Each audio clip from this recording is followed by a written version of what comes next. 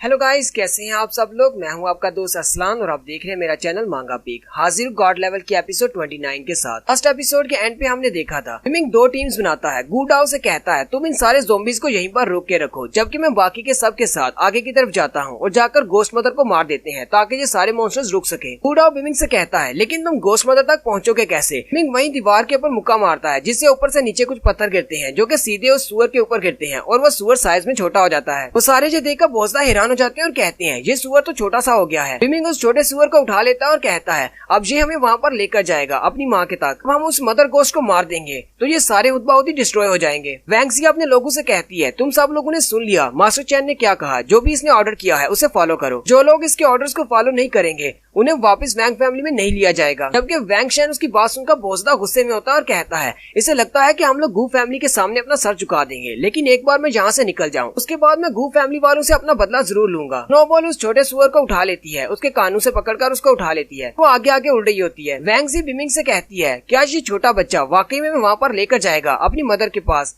कहीं ये रास्ते में हमें किसी और जगह पर ना ले जाए। मिमिंग उससे कहता है छोटा सुअर कई सालों से यहाँ पर रह रहा होगा, इसे यहाँ के सारे रास्तों के बारे में पता है, ये हमें कहीं और पर नहीं लेकर जाएगा। अगर इसने हमें धोखा देने की कोशिश की तो स्नोबॉल इसे खा जाएगी। उस गुफा के अंदर थोड़ी देर चलने के बाद वो लोग रुक जाते हैं। ब्लैक विडो कहती है किसने सोचा था कि एंशिएंट बुद्धा कंट्री के अंदर मदर गोस्ट ने अपना घोंसला बना रखा है। मिमिंग उसे कहता है हो सकता है कि मदर गोस्ट को यहाँ पर बुद्धा लोगों ने ही रखा हो ताकि वो यहाँ की जगह को गार्ड कर सके। थोड़ी देर आगे चलने के बाद वो लोग वहीं पर रुक जाते हैं क्योंकि वो छोटा सुअर बहुत ज्यादा डर रहा होता है। स्नोबॉल उसे वहीं पर फेंक देती है। ब्लैक विडो कहती है इस छोटे सुअर को क्या हुआ, ये इतना ज्यादा डर क्यों रहा है। वैंगजी कहता है लगता है कि हम लोग वहाँ पर पहुँच चुके हैं। वहीं पर सामने एक बड़ी सी और गुफा होती है। वो लोग कहते हैं हो सकता है कि यहीं पर मदर गोस्ट रहती है। मिंग उन दोनों लड़कियों से कहता है तुम दोनों यहीं पर रुको, मैं इस गुफा के अंदर जाता हूँ और जाकर गोस्ट मदर के साथ निमटता हूँ। अगर बाहर से कोई अंदर आने की कोशिश करे तो उसे यहीं पर रोकना। वैंगजी हैरान हो जाती है और कहती है क्या तुम वाकई में अंदर अकेले जाना चाहते हो। ब्लैक विडो से कहती है लेकिन मैं तुम्हारे साथ जाऊंगी, हो सकता है कि अंदर तुम्हें मेरी जरूरत पड़ जाए। विमिंग उससे कहता है परेशान होने की जरूरत नहीं, गोस्ट मदर इतनी ज्यादा स्ट्रॉन्ग नहीं है। फिर उनसे बातें कर रहा होता है कि वहाँ पर एक जबरदस्त एनर्जी ब्लास्ट होता है। लोग जल्दी से अपने आप को कवर करते हैं और सामने वाली गुफा की तरफ देखते हैं तो सामने एक बड़ा सा बियर खड़ा होता है। उसका नाम हंटेड बियर डीमन किंग होता है। ये भी एक किंग्स में से एक किंग है, लेकिन ये बियर सालों पहले मर चुका है। मदर गोस्ट इसकी बॉडी को एक ज़ॉम्बी की तरह कंट्रोल कर रही है, लेकिन इसकी स्ट्रेंथ अभी भी कम नहीं हुई। छोटा सुअर भी उस बड़े बियर को देखकर बहुत ज्यादा डर रहा होता है। स्नोबॉल को लगता है शायद इसने हमें किसी जाल में फंसा दिया है। स्नोबॉल उसके सर में एक जबरदस्त थप्पड़ मारती है। विमिंग बाकी सब से कहता है सब लोग बहुत ज्यादा एहतियात करना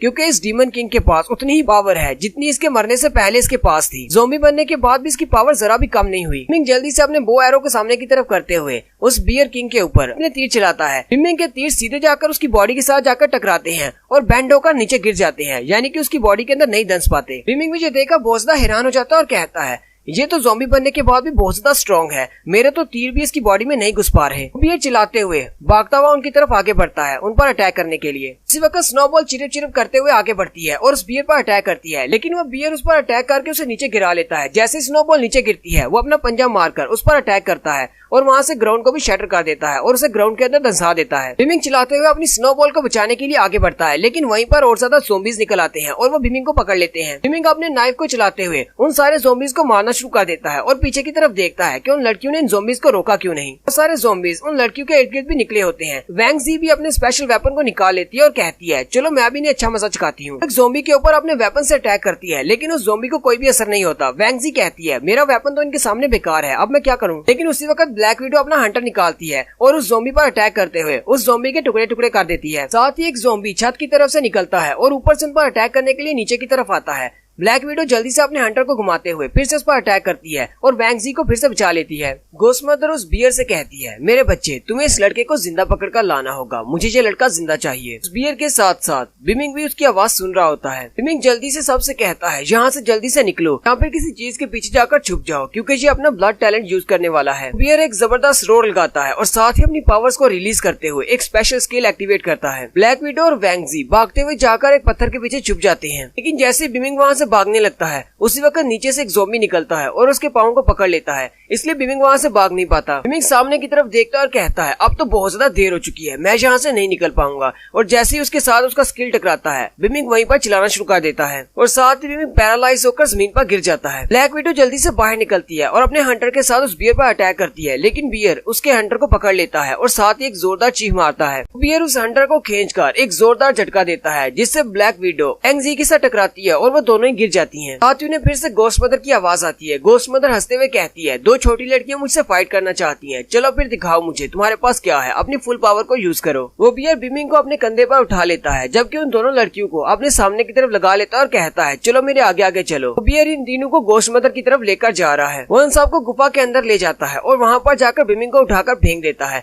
घोस्ट मदर कहती है आज काफी दिनों के बाद फ्रेश मीट खाने को मिलेगा, मैं और मेरे बच्चे आज काफी ज्यादा खुश हैं। ब्लैक विडो की तरफ देखकर बहुत ज्यादा हैरान हो जाती है और कहती है तो इसका मतलब यही घोस्ट मदर है। घोस्ट मदर सामने एक कुर्सी के ऊपर बैठी होती है, जबकि वहाँ पर बहुत सारे अंडे भी पड़े होते हैं। घोस्ट मदर कहती है ये लड़का बहुत ज्यादा शरारती है, सबसे पहले इस लड़के को मेरे पास लेकर आओ, इसी से शुरुआत करते हैं, उसके बाद खाने में कुछ मीठे के तौर पर इन लड़कियों को खाएंगे। जैसे बिमिंग उसकी बात सुनता है वो उठकर खड़ा हो जाता है और कहता है क्या तुम्हें मैं खाने वाली चीज लगता हूँ, क्या तुम्हें मौत से डर नहीं लगता। घोस्ट मदर भी बहुत ज्यादा हैरान हो जाती है और कहती है लेकिन ऐसा कैसे हो सकता है, तुम तो मेरे बच्चे के स्किल से इफेक्ट हुए थे। बिमिंग उसे कहता है हाँ मैं उससे इफेक्ट हुआ था, लेकिन मुझे तो काफी वक्त पहले से होश आ चुकी थी, लेकिन मैंने कहा चलो तुम्हारे नेस्ट तक तो पहुँचेंगे। तुम्हारा बियर मुझे उठाकर यहाँ तक ले आया, मुझे तुम्हें ढूंढना नहीं पड़ा। उसकी बात सुनकर घोस्ट मदर फिर से गुस्सा हो जाती है और अपने बियर से कहती है मेरे बच्चे आगे बढ़ो और इसे मार डालो। वो बियर चिल्लाता हुआ उन पर अटैक करने के लिए आगे बढ़ता है। बिमिंग भी अपनी स्नोबॉल से कहता है स्नोबॉल जाओ और जाकर इसे रोको। स्नोबॉल जल्दी से आगे की तरफ बढ़ती है और उसके सर पर पंच मारते हुए उसे रोक लेती है। जैसे बिमिंग आगे बढ़ने लगता है वहाँ पर और बहुत सारे ज़ॉम्बीज निकल आते हैं और वो बिमिंग को घेर लेते हैं। सारे मिलकर जैसे बिमिंग के ऊपर अटैक करने लगते हैं वो सारे खुद ही डिस्ट्रॉय हो जाते हैं। वैंगजी अपने वेपन को यूज करते हुए अपने स्पेशल स्किल लाइट को यूज करती है, जिससे वो सारे के सारे डिस्ट्रॉय हो जाते हैं। स्नोबॉल अभी भी उस बियर के ऊपर अटैक कर रही होती है। काफी देर अटैक करने के बाद स्नोबॉल पीछे हट जाती है, लेकिन उस बियर को कुछ भी असर नहीं होता क्योंकि उसकी स्किन बहुत ज्यादा हार्ड है। ये देखकर घोस्ट मदर भी हंसना शुरू कर देती है और कहती है तुम्हें क्या लगता है कि तुम मेरे बच्चे को हरा सकते हो?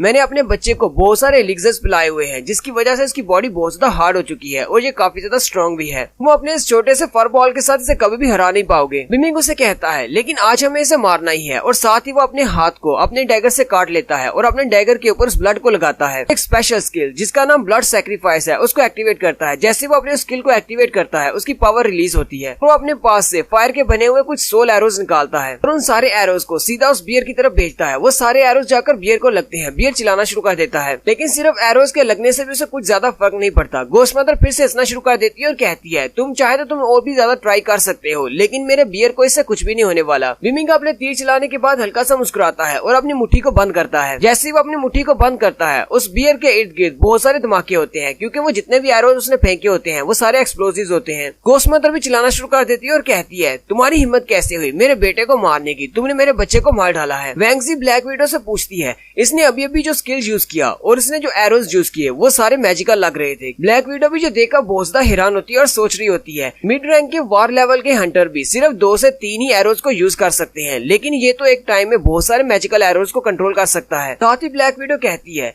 ये तो अभी सिर्फ एक हाई लेवल का हंटर है, अगर बाहर के लोगों को पता चल गया कि एक हाई लेवल के हंटर ने एक मैजिकल स्किल डेवलप कर लिया है तो सारे लोग इसके पीछे लग जाएंगे। हंटर्स की दुनिया में खलबली मच जाएगी। बिमिंग उस बियर को मारने के बाद घोस्ट मदर से कहता है चलो अब हम लोग बिजनेस की बात करते हैं, अब जबकि सिर्फ तुम ही बची हो, और साथ ही वो उसके अंडे फोड़ना शुरू कर देता है। वो घोस्ट मदर चिल्लाते हुए उसे कहती है प्लीज रुक जाओ, मेरे अंडों को मत फोड़ो। बिमिंग घोस्ट मदर से कहता है अगर मैं गलत नहीं हूँ तो मुझे पता है कि तुम्हें जहाँ पर मॉन्क्स ने गार्डियन के तौर पर रखा हुआ है, तुम इस जगह को गार्ड करती हो, क्या मैं बिल्कुल ठीक कह रहा हूँ? चलो अब मुझे जल्दी से बताओ कि बुद्धा टाउन के सीक्रेट ट्रेजर्स कहाँ पर रखे हुए हैं? घोस्ट मदर उसे कहती है मुझे कुछ भी नहीं पता, तुम किस बारे में पूछ रहे हो, मैंने कभी कोई सीक्रेट ट्रेजर नहीं देखा। इस गुफा के बाहर हाल में जितना भी ज्यादा खजाना है वो सारे का सारा खजाना तुम लोग ले सकते हो और यहाँ से चले जाओ, मैं तुम सब लोगों को नहीं रोकने वाली। बिमिंग हंसते हुए कहता है मुझे लगता है कि तुम्हें इस बात का अंदाजा नहीं है कि तुम कितनी बड़ी मुश्किल में पड़ चुकी हो, लेकिन फिर भी तुम मुझे ठीक तरह से जवाब नहीं दे रही। वो ब्लैक विडो की तरफ देखता है और कहता है अभी करो। ब्लैक विडो अपने हंटर को यूज करते हुए उसके बहुत सारे अंडों को फोड़ देती है। ये देखकर घोस्ट मदर और भी ज्यादा चिल्लाना शुरू कर देती है और रोते हुए उन सब से कहती है प्लीज मेरे अंडों को मत फोड़ो, मैं तुम्हें बताती हूँ कि वो सीक्रेट खजाना कहाँ पर रखा हुआ है। वो अपनी चेयर के पीछे वाली दीवार की तरफ इशारा करते हुए कहती है, इस दीवार के पीछे एक सीक्रेट रूम है जहाँ पर वो सीक्रेट खजाना रखा हुआ है। विमिंग स्नोबॉल से कहता है, जाओ स्नोबॉल और इस दीवार को तोड़ दो, चलो देखते हैं उस दीवार के पीछे क्या है। स्नोबॉल चिरिप चिरिप करते हुए सीधी दीवार की तरफ जाती है और उस पर पंचिस मारते हुए इस दीवार को तोड़ देती है। जैसी वो दीवार को तोड़ती है तो अंदर का सीन दिखाते हैं। सामने बुद्धा की एक मूर्ति होती है जो कि सोने से बनी होती है और वहाँ पर बहुत सारा खजाना भी पड़ा होता है। मदर गोस्ट चिल्लाकर उससे कहती है, लड़के अब तुम्हें खजाना मिल चुका है, अब मुझे और मेरे बच्चों को यहाँ से जाने दो। विमिंग हंसते हुए उससे कहता है, अगर मैं आज तुम्हें यहाँ से जाने दूंगा तो यहाँ पर और भी जितने लोग आएंगे तुम उन सबको मार डालोगे, इसलिए तुम्हें जिंदा रखना बिल्कुल भी सेफ नहीं है। और वो अपने गॉड लेवल के वेपन को यूज करते हुए उसे मार देता है। जैसे विमिंग उसको मारता है उसकी बॉडी से उसकी बेस्टियल कोर बाहर निकल आती है। स्नोबॉल उसकी बेस्टियल कोर को उठा लेती है और खाना शुरू कर देती है, जबकि वो छोटा पिगी वहीं पर खड़ा होता है और उसे देखकर रोना शुरू कर देता है क्योंकि उसकी माँ मर चुकी है। विमिंग अपनी चेस्ट पे हाथ रखता है। ब्लैक विडो से कहती है, क्या हुआ तुम्हें? विमिंग कहता है, कुछ नहीं, मैं ठीक हूँ। विमिंग कह रहा होता है, जब मैंने सोल एरोस को यूज किया है, हालांकि मेरी कल्टीवेशन इतनी ज्यादा नहीं है इसलिए मेरी बहुत सारी की पावर चली गई है, पता है कि आइंदा मुझे इसे इस्तेमाल करने से पहले बहुत सारी की पावर को कल्टीवेट करना होगा। ब्लैक विडो से कहता है, छोड़ो मैं बिल्कुल ठीक हूँ, अब जबकि गोस्ट मदर मर चुकी है तो इसके बच्चे ज्यादा देर तक यहाँ पर जिंदा नहीं रहेंगे, चलो जल्दी से इस रूम में चलते हैं और जाकर अपना खजाना ले लेते हैं। और यहीं पर हमारी एपिसोड 29 का एंड होता है। एक्सप्लेनेशन अच्छी लगी हो तो कमेंट करके जरूर बताइएगा। चैनल को सब्सक्राइब कर दें, वीडियो को लाइक और शेयर कर दें। शुक्रिया।